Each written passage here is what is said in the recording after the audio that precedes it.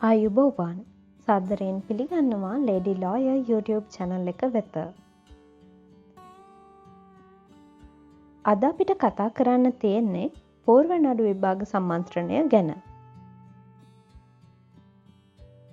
පූර්ව නඩු විභාග සම්මන්ත්‍රණයට ඔයාගේ දික්කසාද නඩුව තිබ්බම ඒ සඳහා අධිකරණය ලබා දුන් දිනයට දවස් 14කට පෙර පිළිගැනීම් හා විසඳිය යුතු ප්‍රශ්න නඩුවේ දෙපාර්ශ්වය විසින් හුවමාරු කරගන්න ඕනේ. ඒ විතරක් නෙවෙයි අධිකරණයටත් ගොනු කරන්න ඕනේ.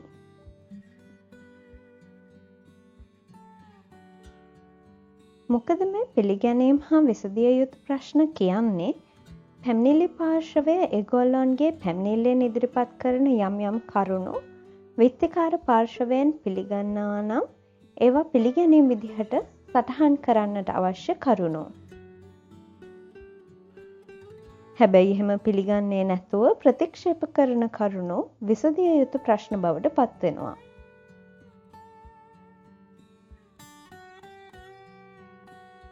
එතකොට දෙපාර්ශ්වයේ ලෝයර්ස්ලා කරන්නේ මේ පිළිගැනීම් හා විසඳිය යුතු ප්‍රශ්න ඇතුළත් කළ ලේඛන පූර්ව නඩු විභාගයට දින 14කට කලින් හුවමාරු කරගෙන අධිකරණයටත් ගොනු කරන එක.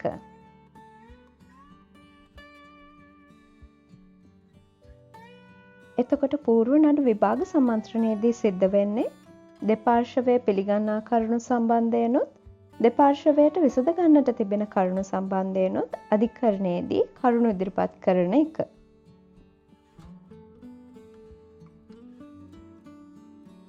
මේ පූර්ව නඩු විභාග සම්මන්ත්‍රණයෙන් පස්සේ පිළිගැනීම් සහ විසඳිය යුතු ප්‍රශ්න කතා කරගෙන නඩුව විභාගය සඳහා තබනවා.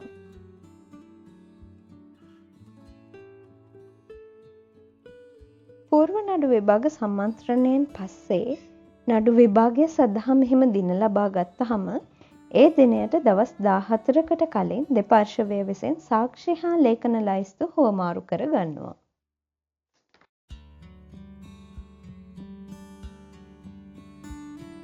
සාක්ෂි කියලා කියන්නේ දෙපාර්ශ්වයෙන් ගෙන්නන්නට බලාපොරොත්තු වන සාක්ෂිකරුවන්. එතකොට ඔබ පැමිණිල්ල නම් පැමිණිල්ල පැත්තෙන් ගේන්නට සූදානම් කරන සාක්ෂිකරුවන්.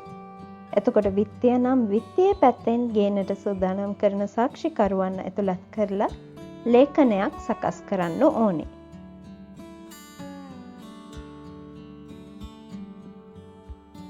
එතකොට ලේඛන ලයිස්තුව කියලා කියන්නේ නඩු විභාගයේදී සාක්ෂි වශයෙන් ඉදිරිපත් කරන ලේඛන මොනවාද කියන එක.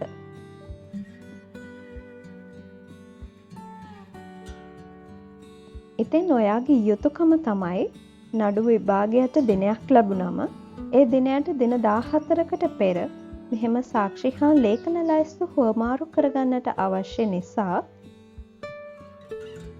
ගෙන්වා ගැනීමට අවශ්‍ය සාක්ෂිකරුවන් කවුද කියලා ලායට හරියට දැනුම් දෙන එක. ඒ වගේම සාක්ෂි විදිහට ගන්න පුළුවන් ලේඛන තියෙනවා නම් ඒවා ලායට ගිහින් දෙන එක. ඉතින් මෙහෙම සාක්ෂි හා ලේඛන ලයිස්තු දෙපාර්ශ්වයේ ලෝයර්ස්ලා හුවමාරු කරගෙන අධිකරණයටත් ගොනු කරනවා.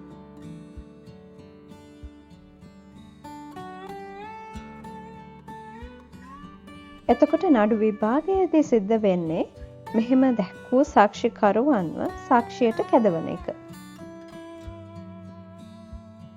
අපි ඊළඟ වීඩියෝ එකෙන් කතා කරමු නඩු විභාගයේදී සාක්ෂි ලබා ගන්න ආකාරය පිළිබඳව.